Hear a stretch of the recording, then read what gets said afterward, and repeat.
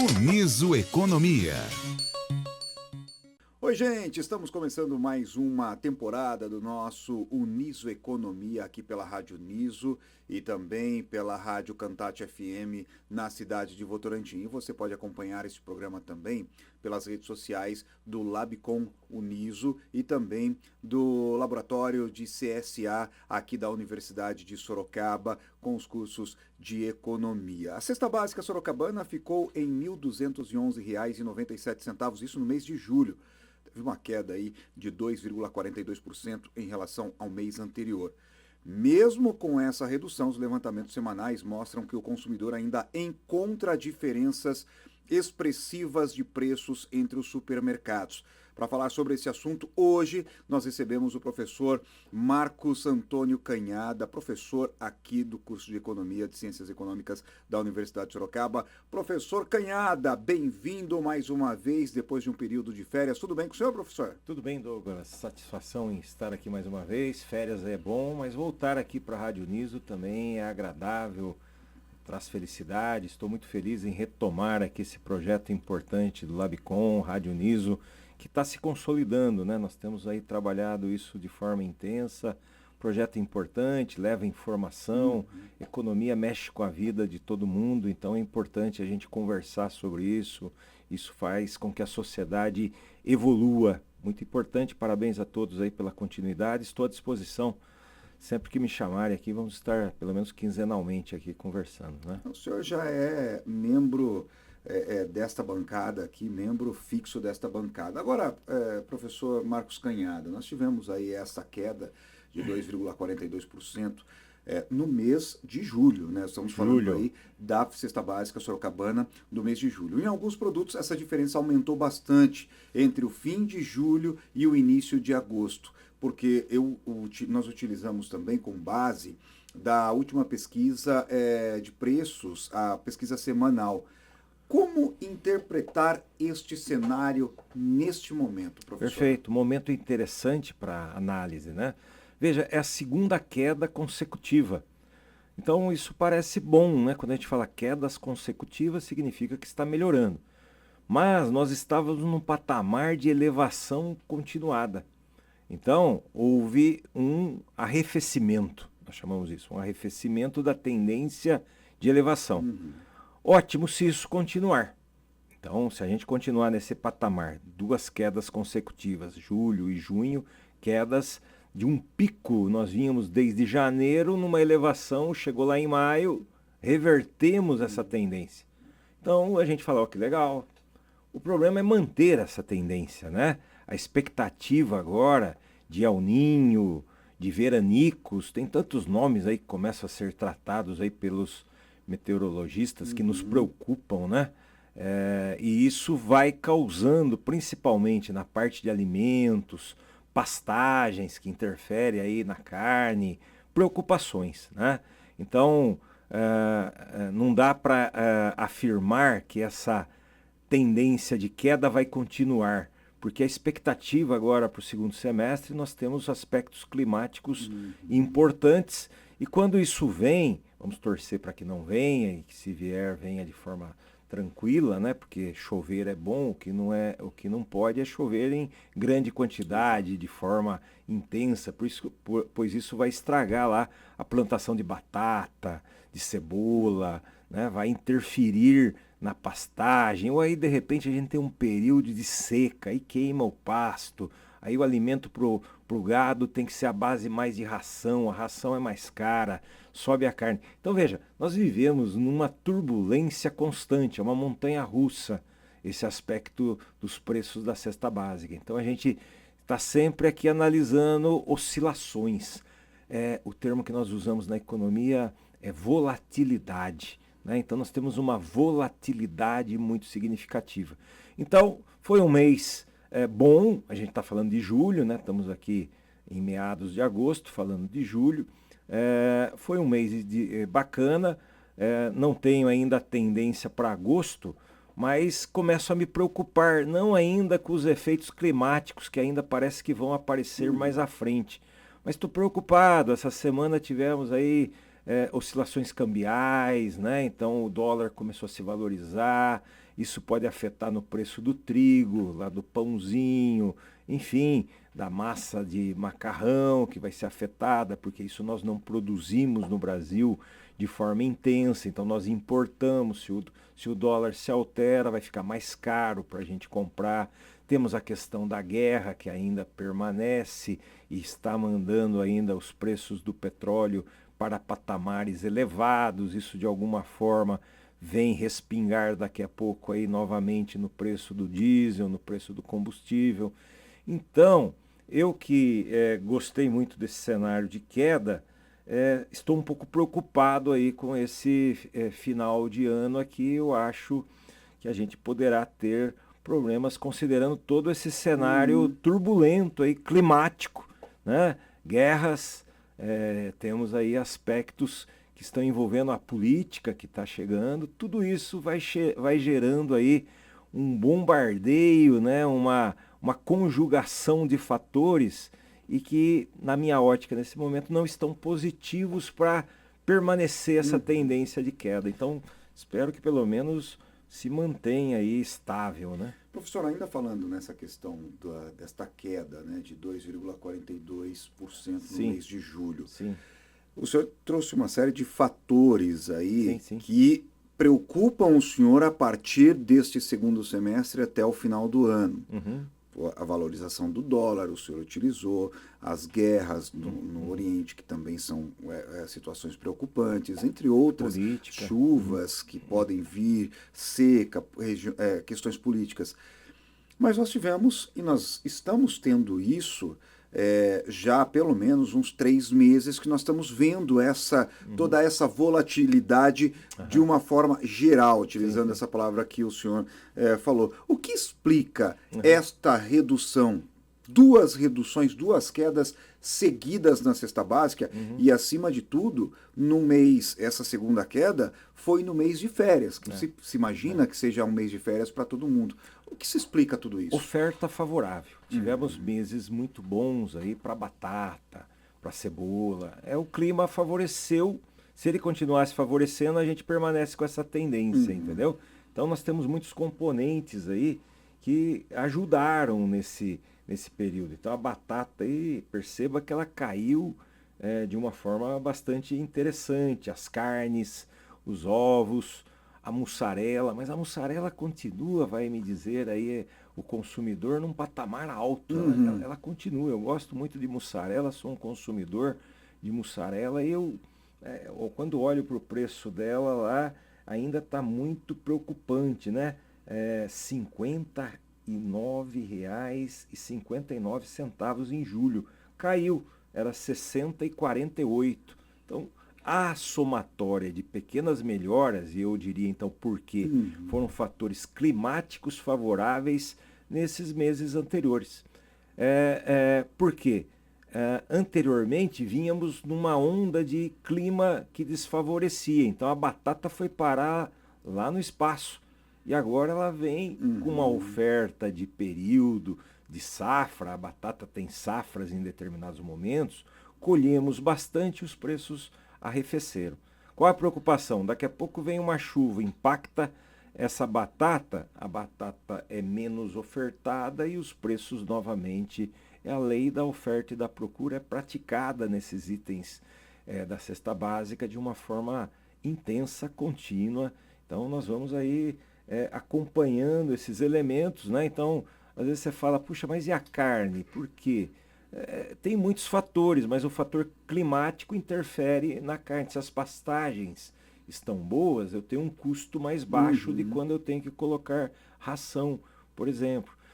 Se as questões cambiais estão interferindo, eu posso estar exportando mais carne num determinado momento por questões cambiais, exportando menos, aí eu oferto mais para o mercado interno e tenho uma redução. Percebemos redução nesse mês de julho em carne, ovos. A grande maioria dos itens no mês de julho teve queda importante. Então, o que esperar, né? Esperar estabilidade desses fatores que interferem, mas a maioria deles não estão fáceis de serem controladas, né? Como é que a gente controla a guerra lá no Irã, né? Como é que a gente vai fazer esse processo? Não está na nossa... Mas isso interfere aqui na gente. Como é que a gente controla os investidores que nessa semana, por questões políticas, resolveram ir para o dólar e sair do mercado de capitais, entendendo que uma tendência ou outra, eles entendem que não é favorável. Nós não temos controle sobre isso.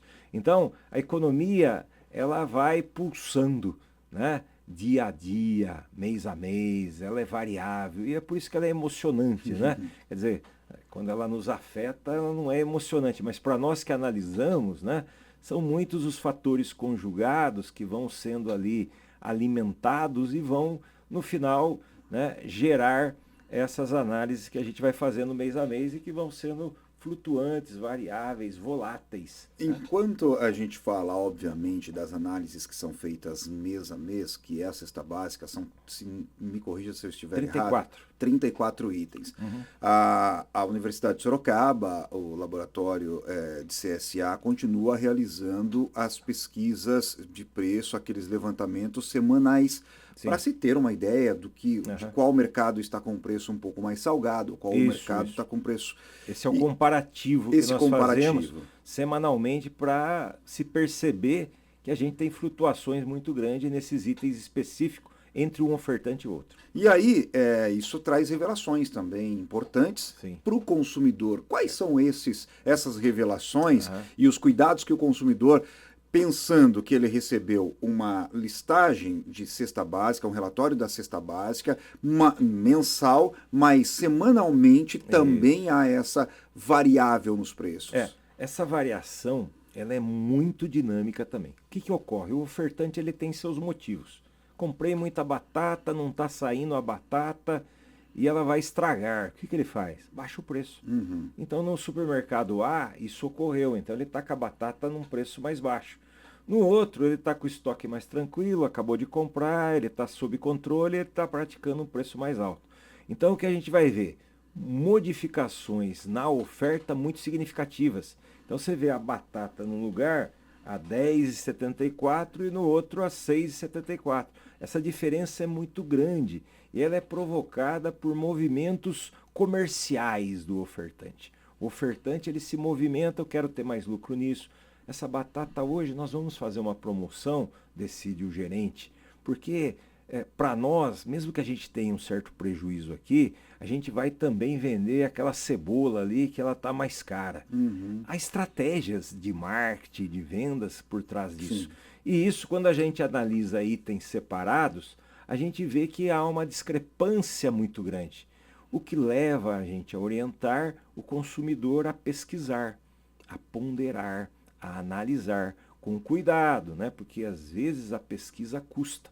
Eu sempre alerto esse aspecto. Então tem gente que fala, então vou pegar o meu carro, vou sair para a cidade, vou no supermercado A, depois vou para o B, o outro está lá a 5 quilômetros de distância, outro está a 10, vou ficar rodando, daí eu vejo, puxa, a batata está mais baixa lá, volto lá para pegar. Bom, aí vai ficar muito caro, né? Porque você vai fazer uma pesquisa custosa, vai gastar o seu tempo é dinheiro, tempo é valor, e vai gastar gasolina, vai gastar combustível, vai correr risco de bater o carro, você tem um monte de coisa aí em jogo, né? Gastar sola do sapato, exatamente. Né? Mas hoje a gente recomenda, a maioria dos supermercados, eles têm preços ofertados online.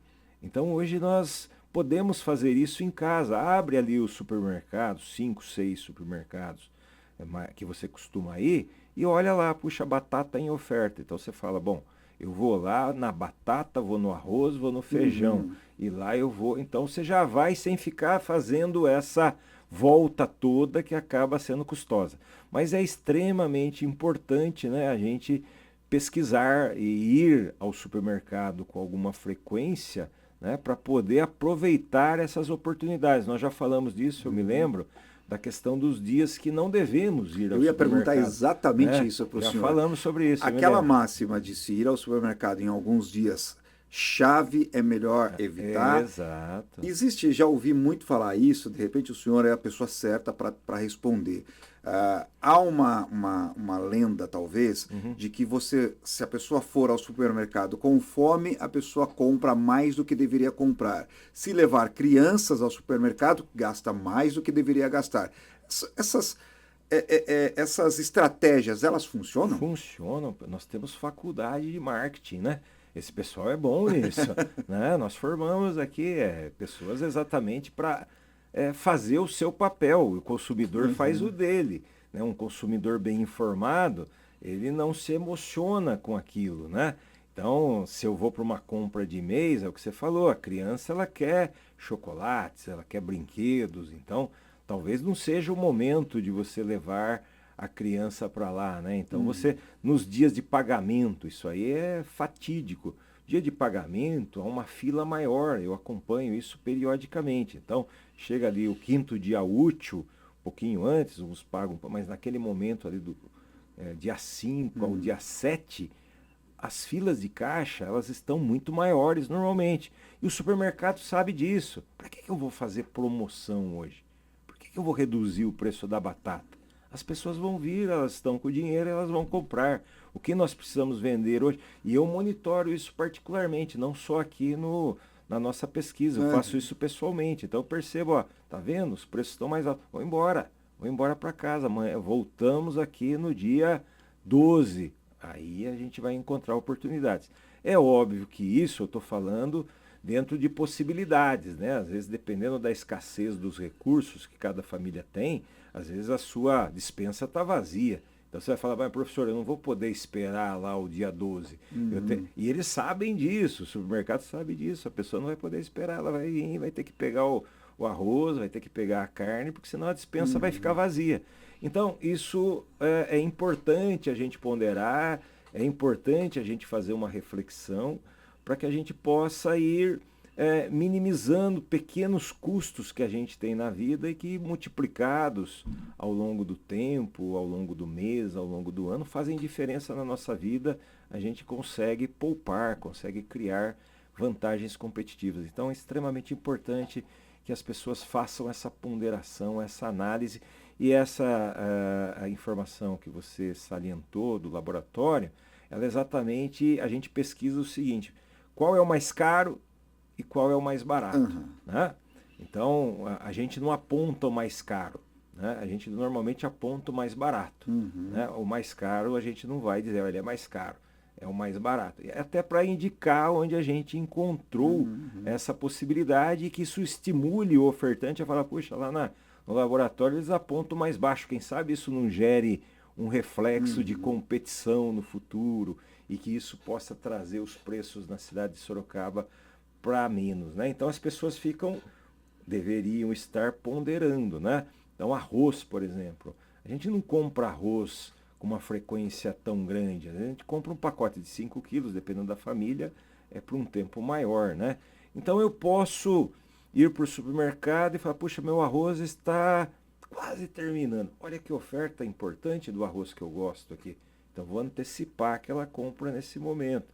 Não com estoque muito grande, porque se você estocar de forma muito intensa, corre o risco também de vencer os produtos. E aí você perder, né? A gente faz isso de vez em quando, eu às vezes cometo esse tipo de erro, né? Às vezes, e o supermercado também trabalha com uma oferta quando a validade está próxima, né? E a gente se anima com aquilo, mas às vezes você não consegue consumir tudo aquilo e no fim vence ali e você acaba perdendo aquele produto. Então, equilíbrio. A gente sempre fala naquela palavra mágica na economia, buscar equilíbrio, né? Professor, para a gente já caminhar para o encerramento deste episódio, o senhor trouxe aí um detalhe bastante interessante, bastante importante, né? Tem mercados que trabalham com aquela margem de data, produtos que podem vencer daqui uma semana, daqui a alguns dias e tudo mais. E atrelado a isso, nós temos aí a questão dos mercados, os chamados rasga-preço, os mercados que vendem esses produtos que estão com uma data de validade um pouco mais próxima, com preços menores. Perfeito. Cresceu muito esse mercado. Acaba sendo uma boa saída para famílias, até famílias que têm mais membros e de repente consomem mais esses produtos? É uma questão importante. Eu já fui pesquisar isso, já fui fazer essa pesquisa. A gente encontra boas oportunidades. Mas aí é aquele momento de controlar, né? Então vou levar iogurtes. Puxa, esse iogurte ele tá 18 normalmente. E olha aqui ele sendo vendido por 7. Mas ele vence amanhã. Puxa, então vou levar 3, mas eu não consigo beber 3 iogurtes até amanhã. Ah, mas se passar um pouquinho. Aí você começa a correr riscos, né? Sim. Eu já vi iogurtes que eu comprei que no dia, 2 dias depois ele estragou. E eu tive que jogar fora. Então. A rasgar dinheiro? Rasgou dinheiro daí, porque aquilo que você economizou, você jogou na pia. Então, é uma gestão que precisa ser controlada. Então, com cuidado ali, né? Tem produtos muito mais sensíveis, né? Eu citei o iogurte, que é um que ele tem essa questão muito delicada mesmo. Ele vence o dia, parece que ele se desintegra, né? Exato. Então, tem outros itens que passou 2 dias, tal. Então, dá para gerenciar. Precisa de um gerenciamento desse aspecto, né? Não correr riscos aí de saúde, né? De consumir um produto eventualmente que está fora de validade, isso trazer um transtorno, um desarranjo, né, que vai custar ali o seu dia, a sua insatisfação. Então, mas é uma oportunidade, isso gerou na economia vários mercados atuando, e isso aí é uma gestão com os grandes supermercados, né, que em vez de ficar colocando ali para vender para o seu consumidor, ele prefere vender para esses supermercados e se livrar dessa questão, entendeu? Então ele não faz aquela venda ali na frente, porque ali sempre vai ter uma reclamação, venceu, então ele se livra disso e esses mercados assumem essa questão e criam um novo negócio. Tem muitos negócios desse se multiplicando e dando certo, porque é uma potencialidade, tem preços ali que são interessantes. Então, mais uma oportunidade que precisa ser ponderada aí com moderação sempre. Para a gente fechar, olhando para os dados de julho e para os levantamentos mais recentes, os levantamentos semanais. Sim. Hoje, qual é o principal alerta para o consumidor sorocabano, para o consumidor votorantinense, enfim, para quem acompanha o nosso Uniso Economia nas questões do bolso? Poupar ou gastar um pouco mais? Sempre cuidado, né? Essa é uma fala que eu gosto muito, né? Nós temos que ponderar de acordo com a nossa renda, né? Cada um sabe o nível de renda, a disponibilidade de recursos que tem.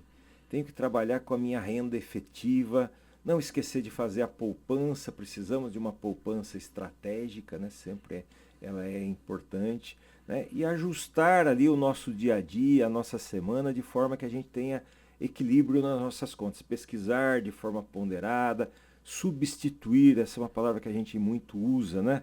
Eu tenho um quadro aqui que eu aponto na nossa pesquisa, que ele se chama alimentos potencialmente substitutos. Então eu estou apontando ali, a carne de primeira está custando R$ 51,29 o quilo.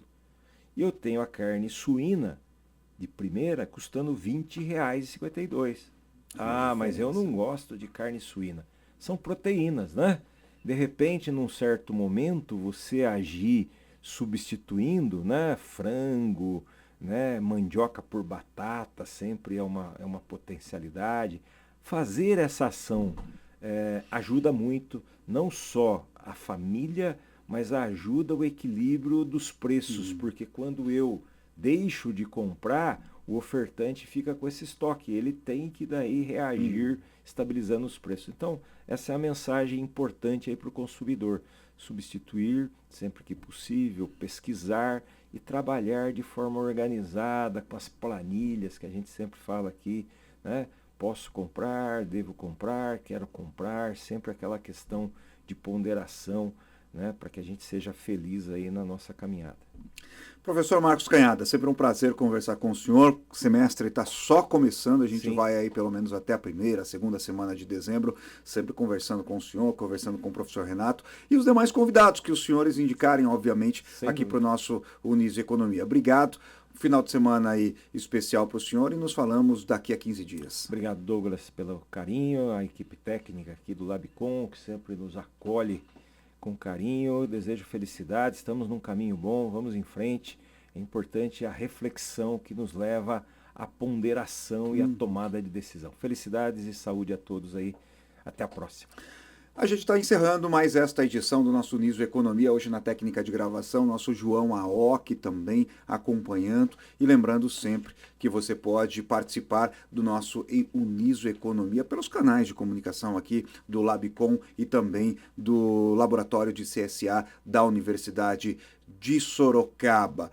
Lembrando que o nosso programa tem a coordenação geral da professora Evenise Batista e, obviamente, a direção geral é da Universidade de Sorocaba. Um grande abraço a todos e até a próxima edição. Niso Economia.